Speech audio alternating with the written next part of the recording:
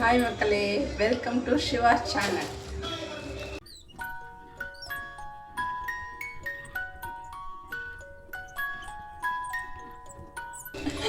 அப்புறம் மக்களே எல்லோரும் எப்படி இருக்கீங்க, என்ன பண்ணுறீங்க? இன்றைக்கி வந்து புதன்கிழமை நம்ம வேலையெல்லாம் முடிச்சு வீட்டுக்கு வந்தாச்சு. இது ஒரு குட்டி மீன்பால்.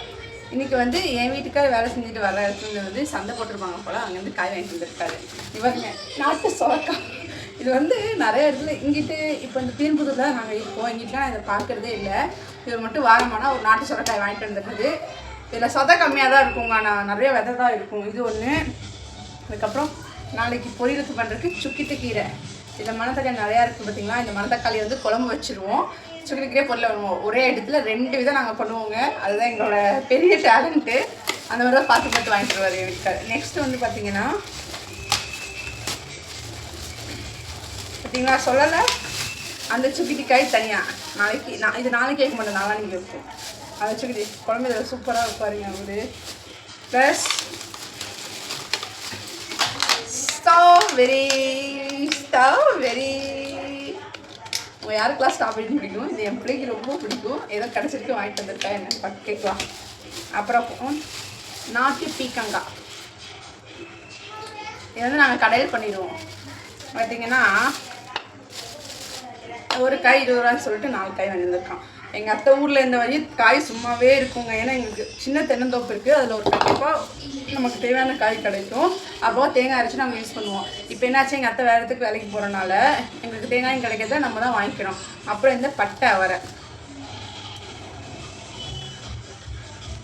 எல்லாமே நாட்டுக்காய் மட்டும் தான் என் வீட்டில் வாங்கிட்டு வருவார். நெக்ஸ்ட்டு பார்த்தீங்கன்னா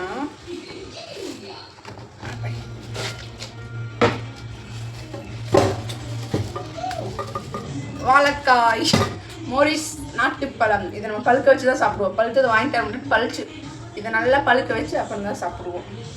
அவ்வளோதான் மக்களே. அதாவது 2-3 நாளைக்கு தேவையான காய்கறியும் வாழைப்பழமும் வாங்கிட்டு வந்திருக்காரு.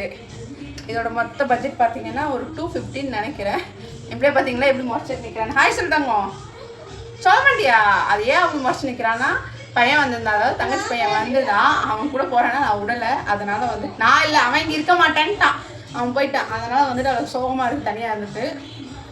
இனி நம்ம எடுத்து நெக்ஸ்ட்டு இதுக்கு தான் ஃப்ரெண்ட்ஸ் நான் மாவு அரைச்சி வைக்கிறது. இந்த வாரம் கூட அவங்களுக்கு பிரச்சனையே இருக்காது. நேற்று வந்து இட்லி சுட்டோமா, இன்றைக்கி வந்து தோசை செய்ய போகிறோம். தோசைக்கு வந்து தேங்காய் சட்னி தக்காளி சட்னி இன்றைக்கி செஞ்சு வச்சுருவோம். அப்பா அம்மாவும் நல்லா சாப்பிட்டு படுத்துருவாங்க. இதுக்காக தான் நான் வந்து, ஆனால் வாரத்துக்கு 1 வாரம் தான் மாவு அரைப்போம், 1 வாரம் அரைக்க மாட்டேன். 1 வாரம் வேறு ஏதாவது இந்த சேமியா அந்த மாதிரி ஏதாவது பிளான் பண்ணிப்போம். வாரம் விட்டு மாவு அரைச்சிட வேண்டியது. அந்த 1 வாரம் நமக்கு பிரச்சனையே இருக்காது, நம்ம ஈஸியாக சமாளிச்சுட்டு போயிடுவோம். நீங்களும் இப்போ யாராவது இருந்தீங்கன்னா கமெண்ட்டில் சொல்லுங்கள். ஓகே ஃப்ரெண்ட்ஸ், பாய்.